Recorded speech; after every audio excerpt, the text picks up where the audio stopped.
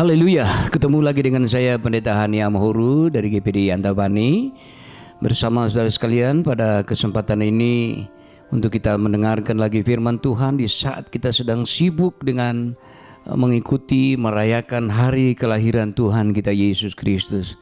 Saudaraku, tapi saya mau ingatkan jangan sampai kita lalai, jangan sampai kita lupa di dalam kita merayakan hari kelahiran yang luar biasa ini, hari yang sangat kita sakralkan ini.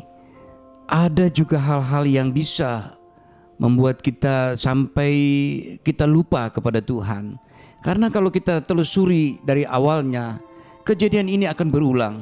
Di dalam kesibukan kita, di dalam apa yang membuat kita larut dalam sukacita, iblis tidak pernah berdiam diri. Saya mau katakan kepada Bapak Ibu, semua pendengar Radio Maestro, iblis tidak pernah berdiam.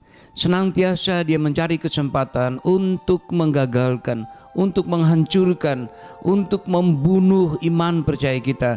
Itu sebabnya Rasul Paul mengingatkan dalam Efesus pasal 4 ayat yang ke-27, jangan kita memberi kesempatan kepada iblis. Ya, iblis itu bisa datang menyamar bagaikan malaikat terang. Di hari yang akbar ini, hari sukacita ini, tengok saja kalau kita flashback ke belakang. Maka kita jumpai di sana bagaimana cara iblis untuk menggagalkan apa yang sudah direncanakan, yaitu keselamatan untuk semua bangsa di dunia ini. 2000 tahun yang lalu, ketika Yesus mau dilahirkan, saudaraku, iblis sudah membisikkan sesuatu ke telinga Yusuf. Karena anak yang dikandung oleh Maria itu adalah dari Roh Kudus. Tetapi iblis membisikkan sesuatu yang berbeda. Sehingga di dalam Injil Matius dikatakan bahwa diam-diam Yusuf ingin menceraikan istrinya. Karena dia sudah membayangkan bahwa calon istrinya yang mengandung hamil sebelum menikah, itu akibatnya sangat mengerikan. Menurut hukum Taurat, wanita ini akan dirajam dengan batu sampai mati. Itu sebabnya di dalam hatinya dia ingin menceraikan Maria. Tetapi Tuhan berbicara kepada dia, Yusuf, jangan engkau takut mengambil Maria, karena anak yang dikandung itu adalah dari pekerjaan Roh Kudus. Dialah juru selamat yang akan mengampuni dosa umat manusia. Iblis kembali gagal. Iblis gagal untuk menggagalkan rencana karya Tuhan Bapa yang besar untuk menyelamatkan manusia. Dan bukan itu saja, karena dia selalu mencari kesempatan untuk menghancurkan, menggagalkan Yesus yang baru saja dilahirkan ini. Apa yang terjadi ketika orang-orang Majus datang dan menanyakan di manakah raja orang Yahudi yang baru dilahirkan? Herodes sangat terkejut. Di dalam Injil Lukas kita baca Herodes sangat terkejut. Dan bahkan dikatakan seluruh Yerusalem gempar karena ada berita yang disampaikan atau ditanyakan oleh orang Majus yang membuat orang-orang atau penduduk sekitar Yerusalem menjadi gempar karena mereka menanyakan di manakah raja orang Yahudi yang baru dilahirkan. Apa yang dikatakan oleh Herodes di dalam Injil Lukas pasal 2, Herodes meminta kepada orang Yahudi supaya kalau kamu sudah menemukan, kembali dan ceritakan kepada saya, aku juga mau menyembah kepada raja Yahudi yang baru lahir. Saya yakin bahwa hatinya sangat dongkol. Saya yakin bahwa ada iri hati yang muncul dari hati Herodes.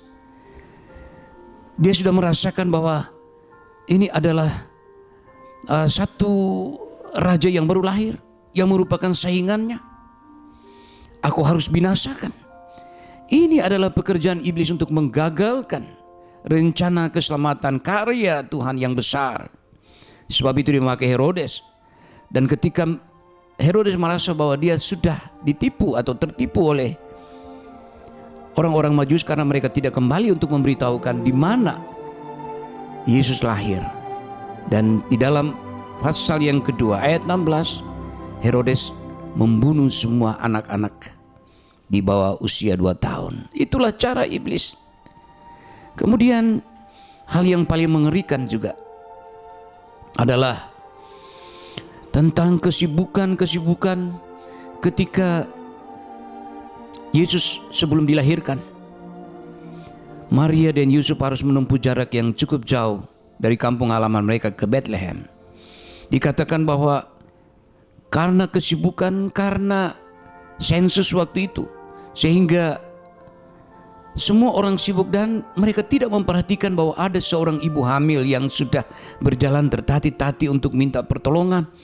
Kalau bisa ada yang memberikan tempat bagi dia untuk melahirkan bayi yang akan dilahirkan. Tapi karena kesibukan itulah sehingga orang lupa. Saya khawatir dengan kesibukan kita hari-hari ini juga. Kita lupa beribadah. Kesibukan dengan Natal seperti ini yang kita larut dalam sukacita Natal, kita lupa untuk berdiam diri di kaki Tuhan. Kita lupa untuk membaca Alkitab. Kita lalai untuk beribadah. Padahal itu hal yang penting. Hati-hati, jangan sampai kesibukan membuat Anda memberi jarak. Iblis akan masuk, cari kesempatan. Dan itulah sebabnya saudaraku, di dalam hari yang luar biasa ini, mari kita terus mendekatkan diri, dan itulah yang terbaik. Tuhan berkata, Yesus berkata kepada Marta dan Maria, Maria ambil tempat yang paling baik, waktu yang paling baik duduk di kaki Tuhan. Marta terus sibuk. Tempat yang paling baik, waktu yang paling baik adalah duduk di kaki Tuhan. Sesibuk apapun kita di hari Natal seperti ini, mari ada waktu untuk kita duduk di kaki Tuhan dan menyembah Dia, memuji, membesarkan namanya. Saya kira itulah yang terbaik bagi kita, Bapak Ibu, di hari Natal yang berbahagia ini. Saya mengucapkan selamat hari Natal 2014. Tuhan Yesus memberkati, dan selamat memasuki tahun baru 2015. Tuhan Yesus memberkati. Amin.